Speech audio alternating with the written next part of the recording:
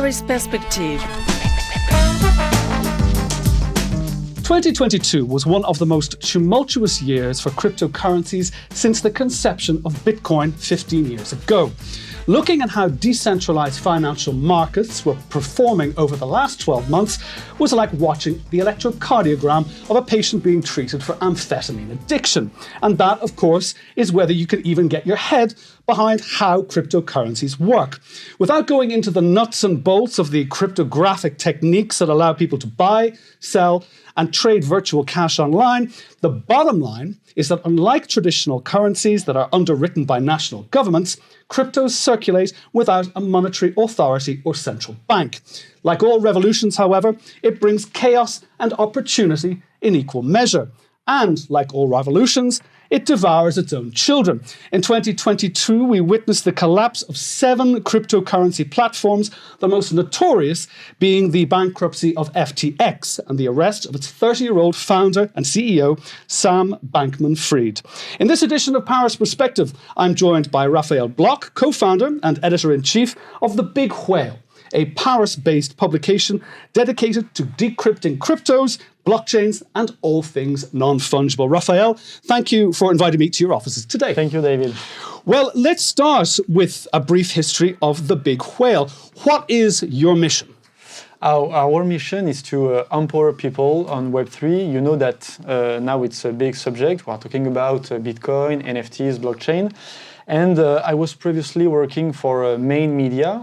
I worked for Reuters, also Les Echos and L'Express. And with my co-founders, who was working also for a big media, we decided to launch a truly Web3 company. And our mission, once again, is to enable people to understand what's the Web3 and what's the future is going to be with those engineers and also technologies. Why The Big Whale? Why the name? It's a good question. We decided to choose The Big Whale for several reasons. The first one is that we usually hear that Web3 is like a big ocean of info, and people want to understand what's going on in this big ocean. So we decided to choose The Big Whale because we want to be the big part in the ocean. The second one is that, a whale in the crypto market is like a big financial investor. So it's like a gimmick for a crypto fan. They understand that we're, deep involved in the crypto space. And the third one is that, I don't know if you know, but a whale is a big, carbon conservative organism. And they are equal of a forest. A whale can retain something like 1,000 trees, of carbon. So it's a big footprint, and that's why we want to, outline the fact that Web3 need to be more ecological. Ecological, indeed, yes. Because, with Bitcoin and cryptocurrency, yes. One of the main things is the amount of power that it sucks out when you want to go mining for the currency. Now, you're mentioning Web3. This is the next big thing. But before... I grew up with the very basic web in the mid-1990s. Then, of course, we had the dot-bomb. Then we had Web 2.0. Yes. So Web 3 is the next big thing. Yep. So for me, who's getting an older generation, I would like to ask about, is there a personality profile of people who invest in cryptocurrencies? Yeah, it's a really good question. Actually, and we have almost 20,000 subscribers. It's mostly... young generation. When I say young generation is mostly under 35, but it's also white collar. People who want to just simply be able to invest their money in the crypto ecosystem and to invest in the Web3 technology. So it's mostly young and white collar, and also it's mostly men versus women, even if we can see more and more women involved in this space. Now, as an outsider, you're saying that you have, white-collar people who are investing it, maybe small sums, maybe anything from 5% to 10% of their salary, depending how much. There's an expression in English, they like having a flutter. That's like taking a bet. When I first heard of cryptocurrencies and looking into the world of crypto, it reminded me of the concept of Las Vegas. Casinos with different non-transferable chips, vying to be at the top of the pile with all the gamblers coming in, into a desert city that didn't exist and sprung out of nowhere. And that was just there because it exploited Arizona's unregulated gambling laws. Is that a fair comparison? Is this a Wild West adventure? Yeah, no, I see your point, but actually, and I'm in this space for 6 or 7 years, it was the case going back, in 2016 or even 17. But you know, right now, it's not a casino or Las Vegas. You're right in the way that, it's a new space with no rules, but actually in Europe and also in the US or in Asia, countries and governments are working on legislation. So it's not a no rules land. So you have legislation, you have also legit investors, also companies, startups, in Europe. You have a lot of unicorns. So it's not, it's no more a casino, and it's not only a matter of, individuals investing in this space. Now, indeed, 2022 really kind of highlighted that crypto El Dorado does not guarantee success for everyone, as the industry is so very interconnected. I mean, there have been domino effects, and this happens in any financial market when people panic buy or panic sell. Remember 2008? Exactly. Yes. Everybody wanted to get their cash, and even be it virtual or real.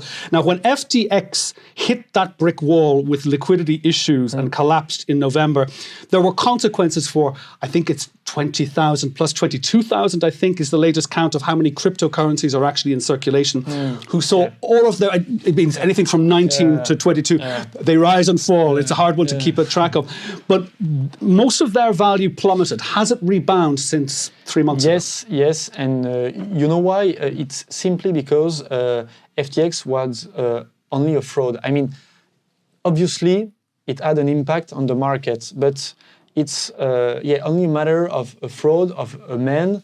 So obviously, it had an impact on other companies. And in the last 2 days, Genesis also, go bankrupt, and they are under the 11th chapter in the US. So it had a big impact. But on the market, people know that it's only a matter of fraud. So they didn't leave the market. They just sold a part of their investments, but they know that it's going to be, in the next year or maybe in the next 2 or 3 years, you're going to see again like a bull market. So that's right. It was a bear market. It was a kind of a sleeping bear market that was over the last 12 months. But this brings me to the question. As an investor, how do you know how to trust or who to trust in in a crypto world that's becoming more crowded by big players? Just maybe one precision. So I'm a journalist. I have only 3,000 euros of crypto. It's Bitcoin and Ethereum. And at the Big Whale, we don't invest in the crypto space because we want to be independent, and we want to keep our independence to write on whatever we want. And it's a really good question. We know that in the crypto space, it's really hard to know who you can rely on. There are so many companies, projects, which are telling, people on Twitter, on the social networks that they shouldn't miss, the next big thing. And it's why we launched the Big Whale. It's not to be, the sheriff in the Far West, but it's only to give neutral and accurate info on projects and also exchange and companies. Now, you brought it up in the beginning there that, Web3 is really looking to become much more carbon neutral, is really looking into environment to get rid of data centers to make sure that the data crunching capacity isn't going to be sucking the electricity out of the grid. But the other thing that kind of comes to mind is, the next big thing, as you're saying, what is the next big thing? One of the things that came on the radar in my book last year was NFTs. Now, personally, I just got a giggle out of the title. This is the non-fungible tokens. But to be honest, for an old hack like me, at a first glance or a virtual glance, it looked like the equivalent of the emperor's new clothes. Am I being completely wrong and too cynical of what the next big thing is going to be? Are non-fungible tokens going to be a real, tangible thing, even though they're non-tangible? No. On this point, I disagree for one simply reason, is that obviously NFTs are not a revolution in the way that they are not.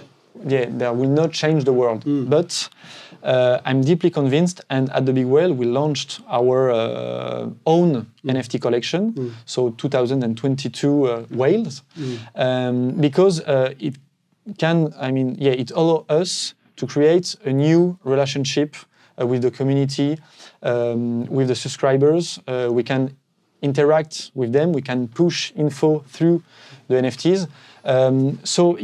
It will not change the world, but it will change the economical landscape. It will also allow companies to change their business. So in this way, I think that it could be the next big thing. But is this essentially just another way of investing money and hoping that it will appreciate? No, it's not only a new way of investing. It's also a new way of connecting people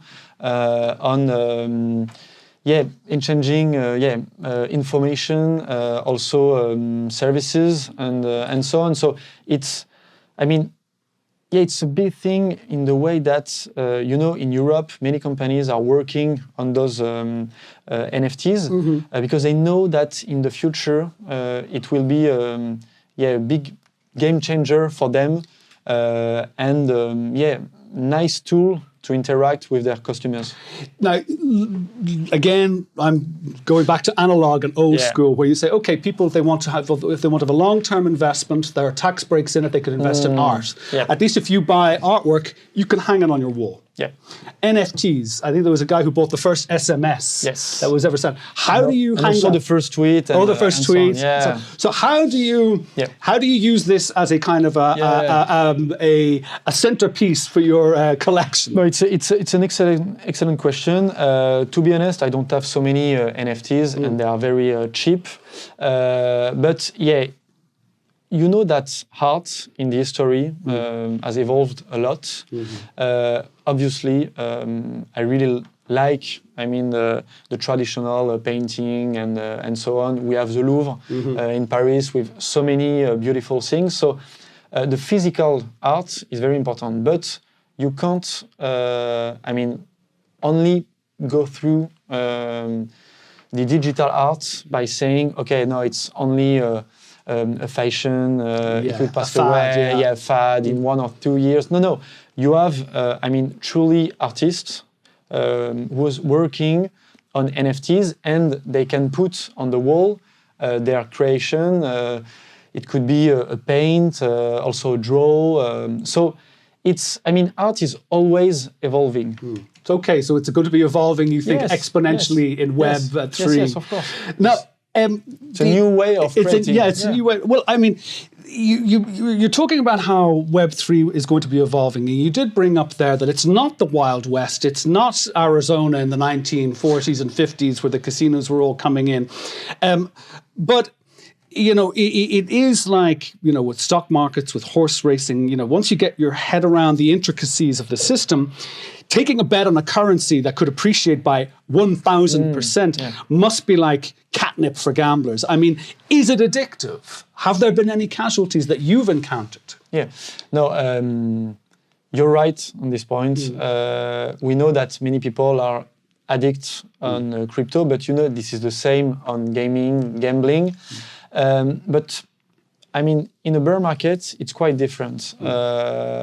People had invested a lot of money. Some of them lost a lot of money. Others, won a lot of money. And it's financial markets. I don't know if you saw that Meta, Google, Amazon dropped something like 40, 50, 60% in Wall Street. So it's a strange period in the way that markets are very,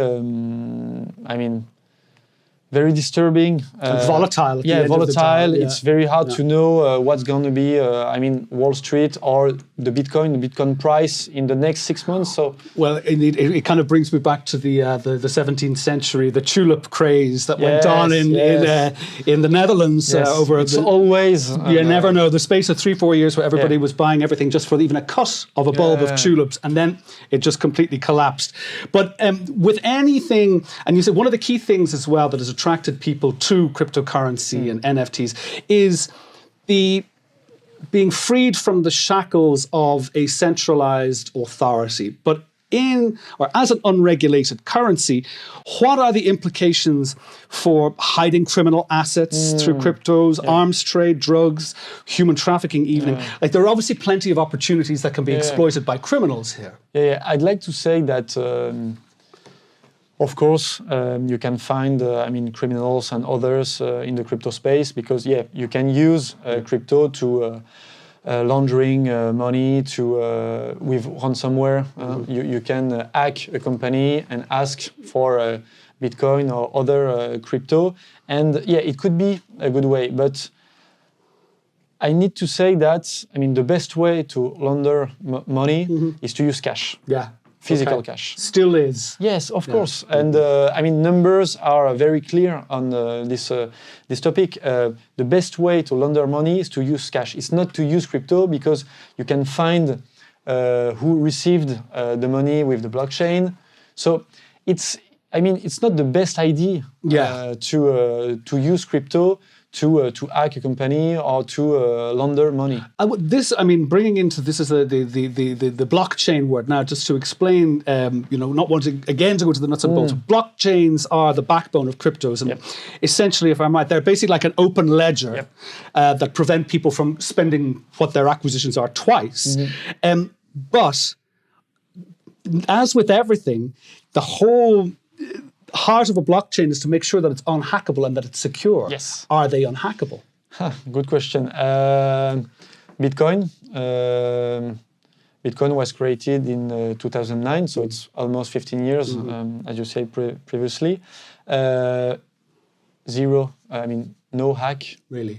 But is that just because of Bitcoin itself, the way that was structured, or the other cryptocurrencies? No. We are talking about hack, but it's not on the blockchain. It's on the exchange. Okay. You can take every cases.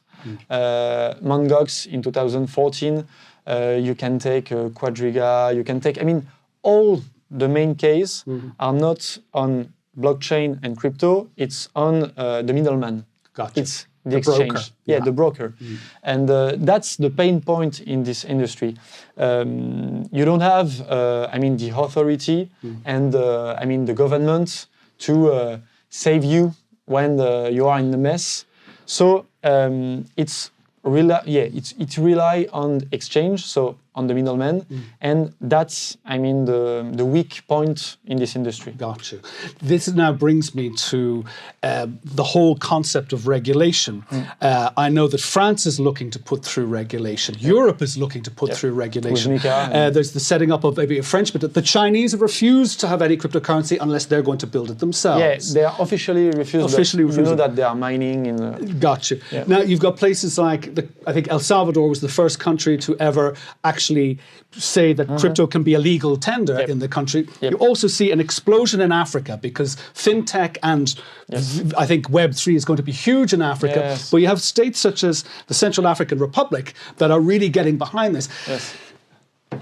Who do you trust in this market? And will the investors in an unregulated market actually have the same amount of trust in a regulated market, be it European, Central American, or West African? It's, I think that this is one of the main questions for this ecosystem. We are talking about the Web3 ecosystem, but there are, 3, 4, maybe 5 Web3 ecosystem. You can find one in Asia, also one in Africa, one in Europe. There are different legislation, different companies, different paradigm. So it's hard to say which one you should trust and in which one you should invest. but it's like a competition. You have collaboration between companies in Africa and Europe, South America. I went to Argentina. I spent 2 weeks in Buenos Aires. It was really amazing to see how Argentinians are using crypto. It's really different from Europe. In Europe, it's more for investments. In Africa or South America, it's more for banking people, because you know that half of the Argentinians have no bank accounts. And same in Africa, the bank charges are so high that people just go forget it. It's only for rich people. So they are using crypto to bank themselves. And it's very interesting to see how it works. In Europe, in Ireland, in England, in Germany, we have banks. We have big banks. We have a strong financial system. So it's not using in the same way. It's more for investments, for sovereign identity, sovereign control of your wealth. So it's quite different. So, I mean, and in developing economies, it could be very much business to business, person to person as well. I mean, I know from in East Africa, they have a system called M-Pesa. Yes, M-Pesa, right? I know M-Pesa. Which we used all the time when I used to live there. You'd be able to send it from, and if you were in the middle of the Serengeti, you'd be able to send it to your friend in Arusha. It's very efficient, Exactly. And then there was a big deal where, they're setting up a similar thing in Europe about 2 years ago. And I was like, this has existed in Africa since 2009. So it's quite interesting to see that the bigger economies are also catching up to the more clued in emerging economies, because they can see the opportunity. And indeed, this is what I would like to end our conversation on today, is how you see the opportunities or cryptocurrencies evolving over the next 10 years. That's a long distance to look. But what do you think that we can expect in the next 5 to 10 years? I think that we can expect massive adoption. I don't know if you are familiar with the internet curve adoption, but it's very, very interesting to see how it's similar. I mean, back in the 90s, I don't want to be inaccurate, but I think that it was something like 250 millions of people in 1997 that were using internet, and it's probably the same for the crypto. I'm sure that in the next year, so I can't give a number, but I'm sure that this curve adoption will be the same. So probably in 10 years we're gonna see massive adoption with probably billions of users, especially in Africa, Asia, and South America, because I think that Europe will maybe miss the train by over-regulating the ecosystem. One could say that the internet curve adoption in France was quite low because of Minitel. Exactly, that's the old adage. Yes. Well, let's see. Indeed, so it is going to be a roller coaster ride, and we'll see if that internet curve adoption is the same as it was over the first 10 years of internet in its inception. Raphaël Bloch, co-founder and editor-in-chief of The Big Whale, thank you for speaking to me today on Paris Perspective. Thank you. And thank you for logging on. As always, you can get our back catalogue of Paris Perspective on rfienglish.com/podcasts, and indeed wherever you get your podcasts. Talk to you soon.